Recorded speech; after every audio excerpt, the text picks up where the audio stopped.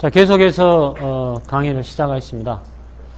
그래서 이제 특성에는 동특성과 정특성이 나눠진다고 그랬죠. 그래서 정특성에는 다음과 같은 게 있습니다. 즉 망소 특성, 망대 특성, 계수 분류치, 그 다음에 기능창, 동적 기능창이 있습니다. 그래서 동특성이 일단 파라미터 설계를 위한 가장 좋은 특성입니다. 근데 여러 가지 이제 어려움이 있기 때문에 이 정특성은 산업 현장에서도 많이 쓰이고 있습니다. 그래서 제가 주장하고 싶은 것은 정특성만 잘 이해해서 써도 굉장히 효과를 발휘할 수가 있다 이겁니다. 굉장히 효과를 발휘할 수가 있기 때문에 지금 일본에서 굉장히 이게 다시 또 새롭게 또 각광을 많이 받고 있어요. 각광을 많이 받고 있고 뭐 제가 여러 번 말씀드린 것보다는 올해 혹시 시간이 되시면 6월 10일부터 11일 사이에 동경에 한번 가보시면은 굉장히 열기를 느낄 수가 있죠. 올해도 아마 광주 지역에 이제 광연구원의 연구본부장께서는 가시겠다고 뭐 연락을 주셨더라고요. 그래서 저도 가려고 생각하고 있습니다. 자, 그래서 동특성을 보게 되면은 기능 불량 증상에다가 초점을 맞추는 게 아니고 실제 어떤 제품이나 공정의 기능을 평가할 수가 있고, 그 다음에 우리가 보게 되면은 동특성 이외의 특성은, 동특성은 각 범위에 있어서 전부 다 최적화가 가능한 거예요. 신호인자의 범위 내에서 있어서는 전부 최적화가 가능한 게 동특성입니다. 그렇기 때문에 기술 개발이 확실하게 되는 거죠. 그런데 동특성 이외의 특성에는 오로지 하나의 뚜렷한 목표치만 존재하는 거예요. 목표치가 하나입니다. 그죠? 아까 침에 보면은 타일의 치수가 얼마였죠? 타일의 치수를 몇 미리, 3mm 플러스 마이너스 0.5. 이래서 3mm에다 맞춰라. 그 목표치 하나가 존재하는 거 아닙니까? 망목으로 했을 때. 근데 동특성은 그 신호인자의 범위 내에서는 전부 다 좋게 만들 수가 있는 거예요. 실제로 만들 수 있습니다. 실제로 만들 수 있어요. 저는 이제 여러 가지 경험을 해봤기 때문에 알 수가 있죠. 제가 마츠시타 펌프를 벤치마킹을 했습니다. 마츠시타 펌프를 벤치마킹을 해서 어떤 RPM 대해서는 전부 다 안정화 시켜주겠다는 목적으로 연구활동을 진행을 했을 때 아주 잘 데이터가 나왔어요. 그러니까 그 RPM 대해서는 유체기계이기 때문에 RPM 대해서는 이 마츠시타를 훨씬 능가하는 그런 제품을 얻었던 거죠. 그래서 그때 당시에 SMB의 이득이 제 기억에 한 11dB 정도 되는 걸로 알고 있습니다. 굉장히 좋아진 거죠. 거의 설계가 바뀐다시피 해요. 그 정도 되면은. 그래서 그것이 이제 하와이에서 열렸던 유체기계 학회 심포지움에 가서 이 발표를 했던 내용입니다. 그건 이론상으로 풀려고 하면은 안 돼요. 풀 수도 없고. 그래서 이제 실험적으로만 이제 비선형이 강할수록 다구치가 상당히 강력하게 대응하게 해준다. 이렇게 보시면 되고요. 동특성 이외에는 이제 아래와 같은 망소, 망대, 계수 분류치, 기능창, 동적 기능창 이런 수순이 있습니다. 자, 그러면은 일단 망소 특성을 간단히 설명드리면은 주로 폐해 항목이라고 그랬죠. 특성치가 0에 가까울수록 좋은 겁니다. 즉 마모 또는 뭐 오염, 불량률 등등이 되겠죠. 일단 망대 특성은 크면 클수록 품질이 더 좋아지는 거. 이론적으로는 무한대가 이상적인 겁니다. 즉 어떤 인장력 또는 장력 또는 mean time to failure 신뢰성 관련이죠. 또는 수율 뭐 이런 것들이 되겠습니다. 자, 그 다음에 이 망목 특성은 일정하면 일정할수록 좋은 거죠. 그래서 그 망목 특성에 대해서는 어떤 무게라든지 길이, 어떤 막 두께 등등등에 대해서 말씀을 드렸고요. 그 다음에 계수 분류치는 상당히 외관의 좋고 나쁨 이런 것들을 관능평가하고 상당히 이 관련이 있어요. 또는 불량 봤을 때 양품이다, 불량이다 했을 때 양품을 0으로 넣으면 불량품을 1로 넣는다 이거죠. 그랬을 때 이걸 디지털 값이라고 그러죠. 디지털 값. 0, 1로 되기 때문에. 그래서 이런 값들을 처리를 할 때 또는 어떤 외관 평가 또는 어떤 그 비주얼 스탠다드로 해서 A, B, C 등급으로 나눠 가지고 할 때 그래서 어떤 주관적인 게 많이 작용을 한다든지 또는 관능 평가할 때 이런 등급으로 분류를 할 때 계수 분류치가 많이 활용이 됩니다. 활용이 많이 돼요. 그래서 계수 분류치가 의외로 이 공정 같은 데서는 많이 활용이 되죠. 그래서 계수 분류치를 잘 할 수 있는 방법이 오메가 변환이라고 그랬죠. 오메가 변환을 쓰게 되면 비교적 잘 처리할 수가 있다. 그렇게 설명이 되고요. 그 다음에 기능창을 보게 되면 용접에서 전기 용접에서 많이 나옵니다. 그 아래 보게 되면은 용접에는 전기 용접을 하게 되면 두 가지 불량 양상이 전달된다 이거죠. 그랬을 때 용접이 안 되는 경우와 너무 이 전류가 약해서 용접이 안 되는 경우가 있어요. 또는 너무 전류가 강해가지고 타버린 경우가 있다 이겁니다. 자, 그랬을 때 그럼 어떻게 하느냐. 그랬을 때 이것은 기능의 문제가 됐습니다. 기능창. 그래서 창을 본다 이겁니다. 이 전류를 봤더니 이게 I를 봤더니 전류가 너무 약하면 이 전류가 너무 약하면은 이게 용접이 불가능하게 되고 너무 강하면 타버린다 이거죠.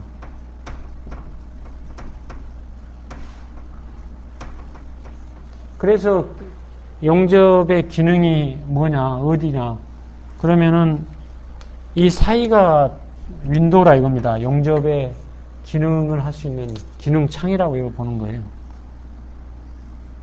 기능창 즉 오퍼레이팅 윈도우라 이겁니다. 오퍼레이팅 윈도우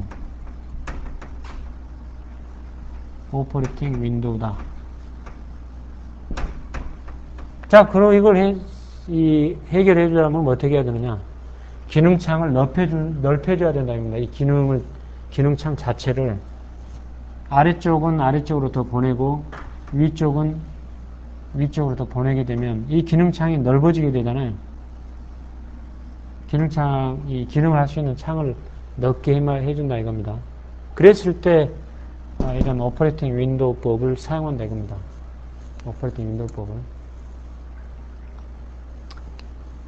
그래서 이 작은 임계치, 즉 이쪽은 망소 특성으로 분석을 해주고 이쪽은 망대 특성으로 분석을 해줘야 되겠죠. 망대 특성으로. 그래서 두 가지를 결합을 하게 됩니다. 결국 나중에는 결합을 하게 됩니다. 그래서 이 방법은 다구치 박사 지도를 받았던 돈 크라진 박사가 그 창안을 한 거예요. 그래서 이 방법을 다구치하고 결합을 해가지고 잘 이용을 했죠. 잘 이용을 한 상태라고 보시면 됩니다. 자, 그러면은 뭐 이건 보시게 되면은 망소 특성의 SMB를 보게 되면 약간 좀 다르죠. 여기 보시게 되면은 제가 계산을 드릴 때는 이 마이너스 10 로그의 n분의 1의 시그마의 y1 제곱분의 그렇게 말씀드렸죠. 왜냐면은 여기가 MSD가 지금 이 아래로 가 있기 때문에 즉 mean square deviation이 평균 제곱 오차라는 게 이 이상 값이 0으로부터의 편차의 제곱의 평균입니다. 즉 뭐냐면은 이거가 어떻게 되어 있냐면은 mean square deviation이 수식이 어떻게 됐냐면 다 0으로부터의 편차의 제곱이니까 편차의 제곱을 평균을 낸 거니까 이런 식으로 되어 있어요. y1-0의 제곱 플러스 y2-0의 제곱 플러스 yn-0의 제곱 이런 수순인데 0이 있으나 마나 똑같잖아요. 0이 좀 더 들어가 있는데 0이 있으나 마나 똑같은 거 아닙니까? 지금 0이기 때문에 그렇기 때문에 그냥 저와 같이 나타냈죠. 이와 같이 나타냈다 이거죠. 그런데 이게 이 편차기 때문에 편차가 이제 아래 항으로 들어가서 그 계산이 되면은 이게 원상태로 들어가면 마이너스가 되기 때문에 마이너스 10 로그에 그렇게 제가 알려드린 겁니다. 그죠? 제가 맨 처음에 했을 때는 이렇게 했었죠. 마이너스 10 로그에 n분의 1에 yi의 제곱이다. i는 1부터서 n까지 이렇게 알려드렸죠. 마이너스가 그냥 앞으로 당긴 거죠. 이게 지금 밑으로 들어가기 때문에 마이너스를 하면서 이게 위로 올라오니까 이걸 그냥 그대로 써주면 되는 거죠. 그게 더 편하죠. 계산하기가.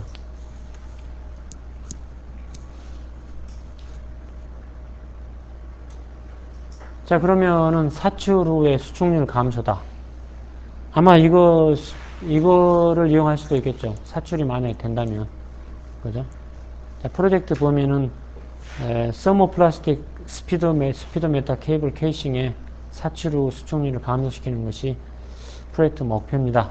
그래서, 이건 범위를 일단 정하고, 그 다음에 이상 기능하고 측정을 좀 했습니다. 그래서 일단 망소 특성을 했다 이거죠. 수축률을 적게 하면 적게 하니까 적게 할수록 좋으니까. 그래서 수축률을 이와 같이 정했습니다. 벌레의 길이분의 벌레의 길이에서 그 어떤 그 경시 변화 후에 길이를 빼서 이거에다 100%를 곱한 게 이 수축률로 그렇게 정했습니다. 그래서 일단 사출 직후 제품을 약 2시간 동안 10단건 실험을 해서 그 다음에 수축률을 그렇게 계산을 한 예가 되겠습니다. 수축률을 계산해서. 그래서 이거를 쭉 진행해 본 결과 가능하면 이제 망소나 망제 쓴 것보다는 망목을 쓰는 게 좀 더 좋은 결과를 얻을 수가 있어요. 실은. 됐죠? 예? 이게 보면은 망소나 망대는 이 SNB 값만 나오게 되거든요. SNB 값 하나 가지고 판단하는 반면에 망목은 SNB하고 S를 두 가지 척도를 가지고 판단하게 돼요. 산포하고 평균치 가지고 이 판단을 하게 되거든요. 그래서 망목이 좀 더 정확해요. 하고 보면 그걸 좀 쓸 건데 그랬다. 그런 왕왕이 그런 경우가 좀 있습니다. 그래서 이 경우도 망목을 썼으면 좀 더 좋아하지 않았나 그렇게 이제 생각이 좀 됩니다. 그래서 그 다음에 3단계로서는 제인자하고 수준을 협력업체를 오시라고 그래가지고 그 다음에 이제 정했습니다. 그래서 여기서 이제 일단은 인자의 영향을 확실하게 잘 모르기 때문에 인자를 엄청나게 많이 선정을 했죠.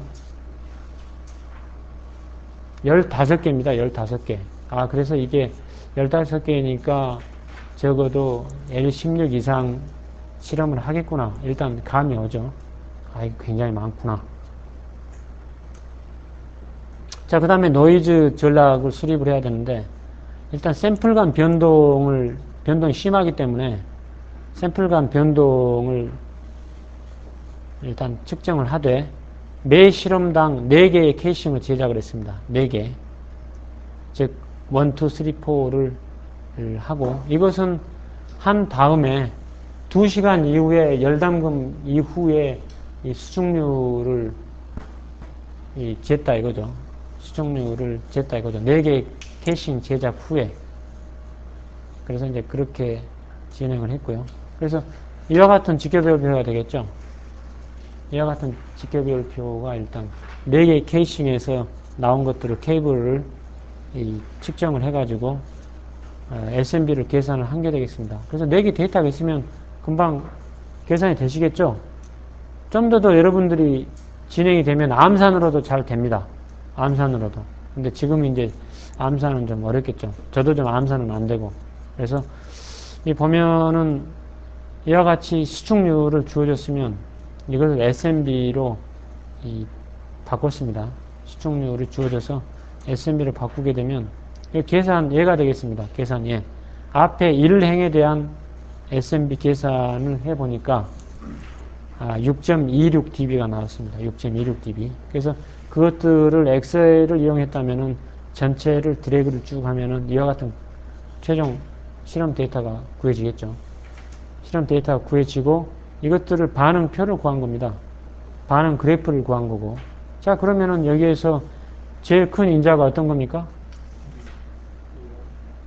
몇 번입니까? 2하고 G가 좀 크죠, 엄청. 그러죠? 2하고 G를 빼고 나서는 이 기회를 생각할 수 없다, 겁니다. 자, 그럼 2하고 G가 뭐냐? 한번 다시 한번 살펴보죠.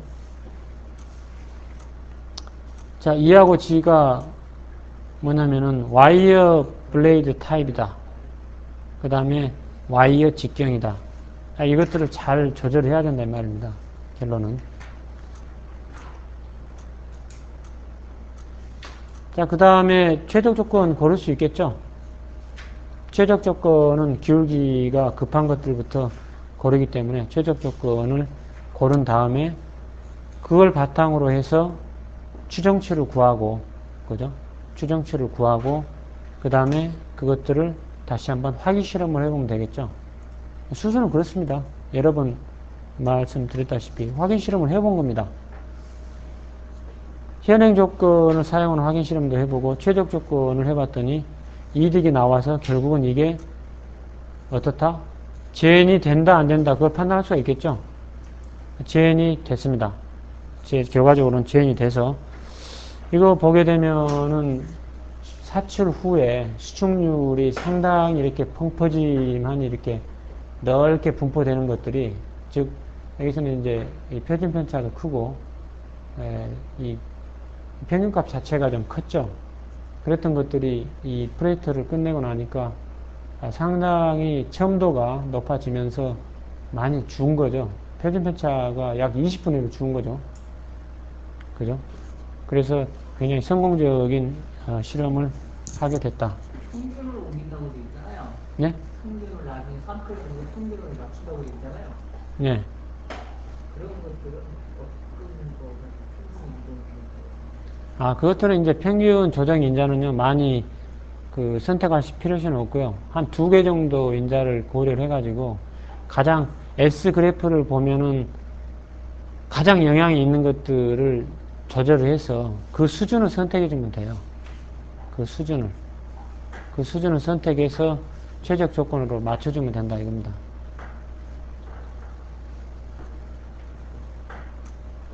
자, 그 다음에 망대 특성까지 하고 잠깐 쉬도록 하겠습니다. 자, 망대 특성 값이 커질수록 이 품질이 좋아지는 걸 의미하죠. 그래서 이 수식에 대해서는 제가 저번에 마이너스 10로그를 이용해서 했었죠. 마이너스 10로그를 이용해서 써드렸습니다만 다시 한번 써보죠. 이건 이제 망서 특성이고, 망대 특성은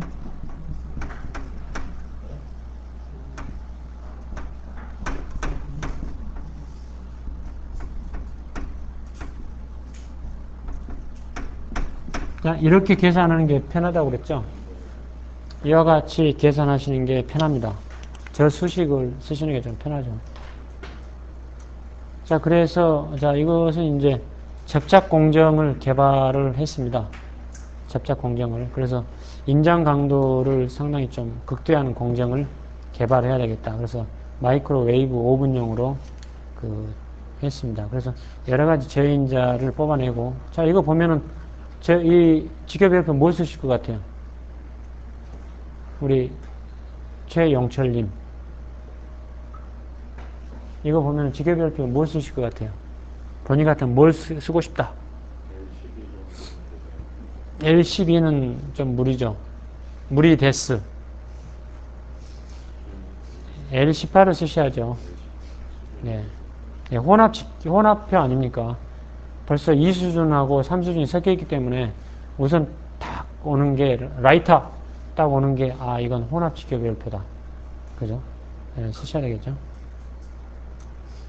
자, 그래서 이제 조합된 노이즈를 이용을 좀 해야 되겠죠.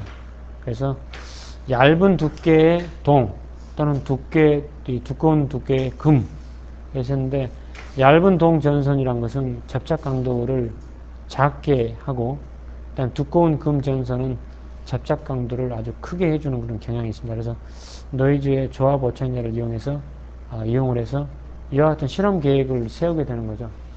실험 계획을 세워서 이대로 실험을 진행을 하면 되겠습니다. 실험을 진행을 해서 SMB를 계산을 하고, 그 다음에 예를 들면은 넘버 1 실험에서 데이터가 나왔다. 그러면은 곧바로 망대 특성 SMB 계산이 가능하겠죠. 그렇게 가능해서 보게 되면은 SMB를 이와 같이 구할 수 있다 이거죠. 자, 그럼 여기에서 제일 큰 SMB가 어떤 겁니까? 제일 큰 SMB가 45.75가 나오죠. 45.75가 나오는데 우리가 최적 조건을 고르는 이유는 이 45.75보다는 더 높은 것을 얻기 위해서 하는 거다. 제가 말씀드렸죠. 그죠? 아무리 적게 나와도 이거보다는 더 높게 나오게끔 마련입니다. 자, 그러면은 해보죠. 자, 그래서 반응표를 구했습니다. 그 H에 대한 반응표를 구하려면은, 자, 높아심 때문에 한번 질문해 보겠습니다. H1은 어떤 열을 더해서 몇으로 나눠야 됩니까? 자, 우리 반장님께서 얘기해 주십시오. H1 수준은 몇 번을 더해서 몇으로 나눠야 되는 거죠? 1번, 예. 5번, 8번, 10번, 15번, 18번. 예. 6개로 나눠서. 예, 6으로 나누면 되겠죠. 예, 맞습니다. 자, 그렇게 해서 이 표를 정리를 한 게 반응표입니다. 자, 그 다음에 이제 최적 조건은 여기에서 우리 임 과장님께서 여기에서 내가 만약 최적 조건을 고른다면 A는 몇 수준을 고르시겠습니까? A1, B 1, C 2 수준을 고른 거죠. D는 예. 자, 아신 것 같으니까 그만 신문을 끝내도록 하겠습니다. 자, 일단 조건을 그렇게 고르시면 되겠죠. 그에 바로 이제 최적 조건이 된다 이거죠.